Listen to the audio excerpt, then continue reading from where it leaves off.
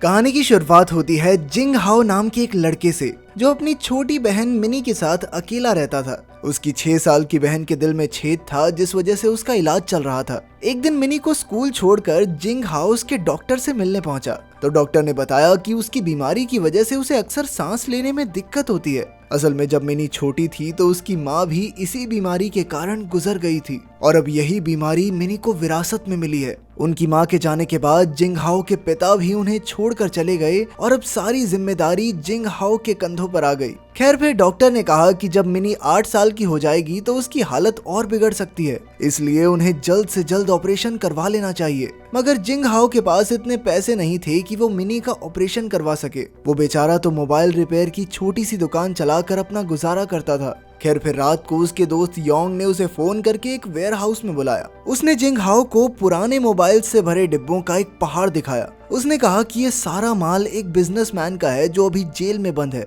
अब योंग ने उसे ये सारा माल 1 लाख येन में बेचने का ऑफर दिया। वो जानता था कि जिंग हाओ खराब से खराब फोन भी रिपेयर कर सकता है, इसलिए उसने जिंग हाओ को सलाह दी कि अगर वो इन सारे फोन्स को ठीक करके बेच दे तो वो लाखों का मुनाफा कमा सकता है। अब जिंग हाओ ने उससे 2-4 फोन लिए और घर आकर उनके पार्ट्स चेक किए, मगर उनकी क्वालिटी उस हिसाब की नहीं थी। लेकिन फिर भी उसने अपनी जबरदस्त कारीगरी से सभी फोन्स को ठीक कर दिया। अब उसे एहसास हुआ कि इन फोन्स को ठीक करके बेचने का बिजनेस बनाया जा सकता है, इसलिए उसने सारे फोन खरीदने का फैसला किया। उसने उसी दिन अपनी दुकान को गिरवी रखकर लोन अप्लाई कर दिया। फिर अगले दिन वो रात को अपना ठीक किया हुआ फोन बेचने के लिए इलेक्ट्रॉनिक सेल्स सेंटर में पहुंचा। उसकी कीमत सुनकर उसने सभी फोन्स को बेचने का हिसाब लगाया तो उसे लगभग 9 लाख येन का फायदा हो सकता है। इतने पैसों में तो वो अपनी बहन का इलाज करवा के एक आरामदायक जिंदगी भी बिता पाएगा। जल्द ही उसने सारे फोन्स खरीद लिए और उन्हें ठीक करने के काम में जुट गया। मगर 2 हफ्तों बाद सरकार ने नया कानून लागू किया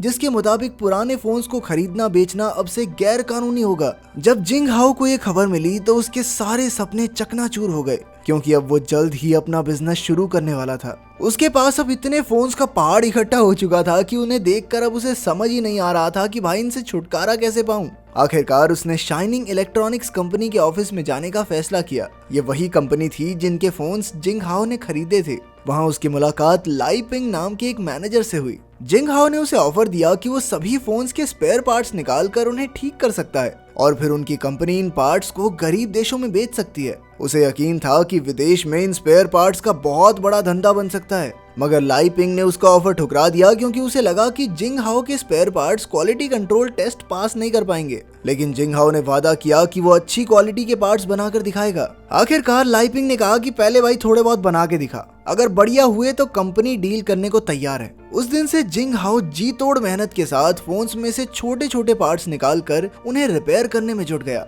ये काम बेहद पेचीदा था, मगर मेहनत और लगन से जिंग हाओ ने सभी के पार्ट्स निकालकर बिल्कुल ठीक कर दिए। इसके बाद वो इन्हें लेकर कंपनी के हेडक्वार्टर्स में पहुंचा। कंपनी वालों ने उनका टेस्ट करवाया और आखिरकार जिंग हाओ के पार्ट्स क्वालिटी टेस्ट में पास रहे। इसके बाद वो दौड़कर लाई पिंग से मिलने गया, लेकिन वो कंपनी के डायरेक्टर मिस्टर जाओ के साथ था। जिंग हाओ ने उसे क्वालिटी रिपोर्ट दिखाई, मगर लाई पिंग ने कहा कि उसने पार्ट्स खरीदने का कोई वादा किया ही नहीं था। असल में लाई पिंग ने उससे वादा ऐसे ही कर दिया था क्योंकि अंदर ही अंदर उसे भरोसा था कि ये 20 साल का लड़का अच्छी क्वालिटी के पार्ट्स कहाँ बना पाएगा। खैर फिर जिंग हाओ दौड़कर मिस्टर जाओ के पास गया और उनसे 10 मिनट का समय मांगा ताकि वो उन्हें अपना बिजनेस आइडिया समझा सके। मगर मिस्टर जाओ जल्दी में थे, इसलिए वो उसकी बात बिना सुने अपनी गाड़ी में बैठ गए। तब जिंग हाओ ने अपनी मोटर बाइक पर उनका पीछा किया और काफी खतरनाक रास्तों से बचते बचाते मिस्टर जाओ की ट्रेन तक पहुंच ही गया। उसने फिर से उनसे 10 मिनट का समय मांगा और फिर अपना सारा बिजनेस उन्हें समझाया। तब मिस्टर जाओ ने कहा कि वो पुराने फोन्स खोलकर सारे पार्ट्स थोड़ी ना ठीक कर लेगा, पर जिंग हाओ ने कहा कि सर ये मत सोचो कि मैं कर पाऊंगा या नहीं, आप ये सोचो कि अगर हो गया तो क्या आप मुझसे डील करोगे। उसकी इस बात पर मिस्टर जाओ ने हामी भर दी। लेकिन मिस्टर जाओ ने यह भी कहा कि अगर वो नाकामयाब रहा तो मिस्टर जाओ फैक्ट्री या वर्कर्स का खर्चा नहीं देंगे। इस काम में सारा खर्चा जिंग हाओ को ही करना होगा और बाद में अगर डील हुई तब उसे इन चीजों के पैसे वापस मिल जाएंगे। मिस्टर जाओ ने उसे कहा कि काम पूरा होने के बाद लाई पिंग से मिलना आकर। आखिरकार उनकी पूरी बात सुनकर जिंग हाओ ट्रेन से उतर गया। ये डील काफी जोखिम भरी थी क्योंकि अगर वो कामयाब रहा तो करोड़पति बनेगा, लेकिन अगर वो ऐसा करने में नाकामयाब रहा तो उसकी सारी जिंदगी बर्बाद हो जाएगी। फिर तो सारी जिंदगी लोन ही उतारता रहेगा बेचारा। कुछ दिन बाद बैंक वालों ने उसकी दुकान भी जब्त कर ली क्योंकि वो कर्ज का पैसा लौटा नहीं पाया था। साथ ही उसे गुजारा करने के लिए अपनी बाइक तक बेचनी पड़ी। इसके बाद वो अपने दोस्त टिम से मिला क्योंकि अब उसे नौकरी की सख्त जरूरत थी। काफी मिन्नतों के बाद उसे बड़ी बिल्डिंग्स की खिड़कियों को साफ करने की नौकरी मिल ही गई। फिर अगली सुबह टिम और जिंग हाओ अपनी नई फैक्ट्री के लिए जगह ढूंढने निकले। जल्द ही उन्हें एक पुराना सा गोडाउन मिला और जिंग हाओ ने उसे 3000 येन देकर किराए पर ले लिया। इसके बाद उसने टिम के साथ मिलकर पूरे गोडाउन की सफाई की ताकि वहां पर फोन्स को ठीक करने का काम शुरू किया जा सके। आखिरकार सारा माल भी गोडाउन में पहुंच गया। अब उन्हें वर्कर्स की जरूरत थी, मगर उनके पास वर्कर्स को तनख्वाह देने के लिए पैसे ही नहीं थे। इसलिए उन्हें किसी ने सलाह दी कि उन्हें रिटायर्ड लोगों को काम पर रखना चाहिए। इसके बाद वो कॉन मॉय नाम की एक लड़की से मिले जो पहले इलेक्ट्रॉनिक्स कंपनी में काम करती थी, लेकिन फिर एक एक्सीडेंट में उसकी सुनने की शक्ति चली गई। तब जिंग हाओ ने उसे काम पर रखा और चिल्ला चिल्ला कर उसे काम सिखाया। अगला वर्कर था जेम्स, जो पहले मैनेजर हुआ करता था, पर एक दिन उसने किसी को पकड़ के पीट दिया जिस वजह से उसे जेल जाना पड़ा। जिंग हाओ ने उसे भी स्पेयर पार्ट्स ठीक करने का काम सिखाया। फिर उनकी अगली मुलाकात हुई हांजी नाम के एक आदमी से, जो पूरा दिन गेम्स खेलकर अपना समय बर्बाद ही करता रहता था। लेकिन अब उसे नौकरी की जरूरत थी क्योंकि अब वो अपनी पसंदीदा औरत से शादी करने वाला था। इसके बाद टिम वृद्धाश्रम से कुछ बुढ़ों को लेकर आया जो जिंग हाओ की मदद करना चाहते थे। हालांकि वो काफी ज्यादा बूढ़े थे, मगर जिंग हाओ को उनकी पूरी जिंदगी के काम के तजुर्बे की बहुत कद्र थी। आखिरकार जिंग हाओ ने कुछ ही दिनों में उन्हें भी तैयार कर दिया और इन्हीं वर्कर्स के साथ मिलकर उसने नाइस व्यू नाम से एक कंपनी बना दी। अब जिंग हाओ दिन भर खिड़कियां साफ करने का काम करता ताकि वो अपना गुजारा कर सके। उधर उसकी बहन मिनी की हालत में अब भी कोई सुधार नहीं था। जिंग हाओ कैसे भी करके उसे खुश रखने की कोशिश करता था। इधर उसकी कंपनी में वर्कर्स दिन रात काम करने लगे और कुछ समय बाद हांजी ने अपनी पसंद की लड़की से शादी भी कर ली। सारे वर्कर्स इस खुशी के मौके पर उसके साथ शामिल थे, मगर बाद में जब जिंग हाओ पार्टी से वापस घर लौटा तो उसने देखा कि उसके मकान मालिक ने उसका सारा सामान घर से निकालकर बाहर फेंक दिया था, क्योंकि उसने पिछले 3 महीने से किराया ही नहीं भरा था। उस रात जिंग हाओ ने टिम के यहाँ रात गुजारी ताकि मिनी चैन की नींद सो सके। फिर अगले कुछ दिनों तक जिंग हाओ और मिनी फैक्ट्री में ही रहे। उसने गत्ते के बक्सों को इकट्ठा करके बिस्तर बनाया, मगर अपनी बीमार बहन को इस हालत में देखकर उसका दिल टूट रहा था। लेकिन अब तो उसके पास बिल्कुल भी पैसे नहीं बचे थे।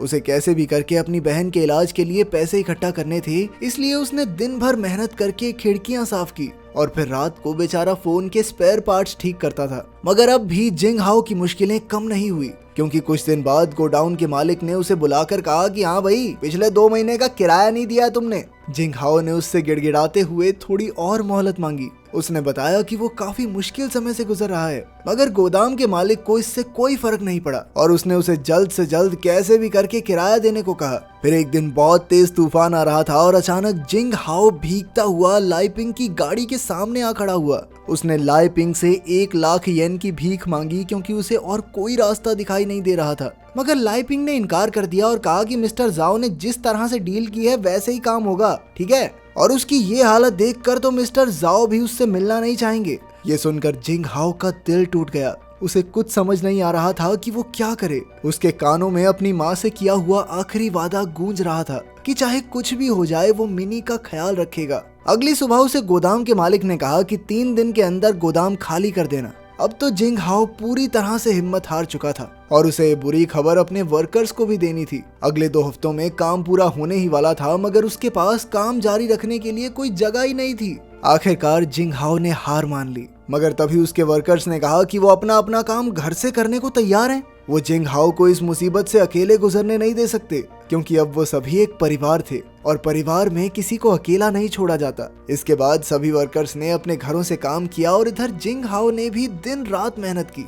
एक रात मिनी ने उसका शुक्रिया अदा किया, क्योंकि वो जानती थी कि जिंग हाओ इतनी मेहनत उसी के लिए कर रहा है। आखिरकार डिलीवरी का दिन आ गया और उन्होंने जो स्पेयर पार्ट्स ठीक किए थे वो सब टेस्टिंग के लिए चले गए। कुछ समय बाद जिंग हाओ और उसके साथियों को कंपनी ऑफिस में मिस्टर जाओ से मिलने बुलाया गया। मिस्टर जाओ ने जिंग हाओ की मेहनत की तारीफ की और कहा कि टेस्ट में उनके स्पेयर पार्ट्स 87% क्वालिटी से पास हो गए हैं। उसके काम से खुश होकर मिस्टर जाओ ने जिंग हाओ को 2 साल का कॉन्ट्रैक्ट ऑफर दिया, जिसके बदले में उसे 50 लाख येन मिलेंगे। आखिरकार जिंग हाओ की जी तोड़ मेहनत रंग लाई। डील पक्की होने के बाद जिंग हाओ और उसके साथियों ने नाच गाकर खुशी मनाई और बाद में उसने मिनी का इलाज भी करवाया। इसके 6 साल बाद हम देखते हैं कि जिंग की कंपनी नाइस व्यू ने तो नई ऊंचाइयों को छू लिया था और जिंग हाओ अब करोड़पति बन चुका था। इसके साथ ही उसके सभी साथी जिन्होंने बुरे वक्त में उसका साथ दिया वो भी अमीर हो गए। लेकिन जिन लोगों ने उसकी बुरे वक्त में मदद की थी उसने उनका हाथ कभी नहीं छोड़ा। उसने उन्हें भी अमीर बना दिया था और अब वो सब भी अच्छे खासे अमीर हो गए थे। अगर वीडियो पसंद आई तो लाइक कर देना, चैनल को सब्सक्राइब कर देना। मिलते हैं अगली वीडियो में।